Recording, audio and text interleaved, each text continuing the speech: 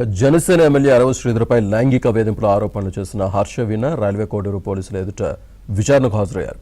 MLA తల్లి ప్రమీల ఇచ్చిన ఫిర్యాదుతో పోలీసులు హర్ష వీణను విచారించి ఈ నెల 13న మరోసారి హాజరు కావాలని తెలిపారు.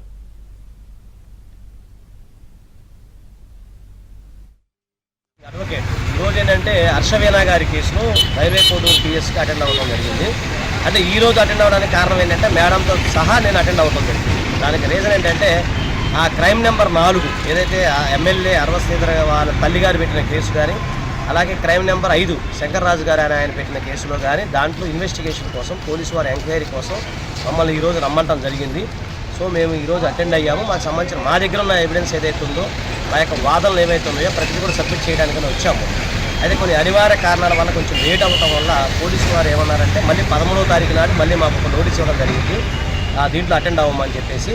సో కాబట్టి 13వ తారీఖు అటెండ్ అవుతాము. రేపు అంటే ఈరోజు అటెండ్ అవ్వలేకపోతున్నాం. 13వ తారీఖు ఉదయం 10 గంటలకు అటెండ్ అవుతారు.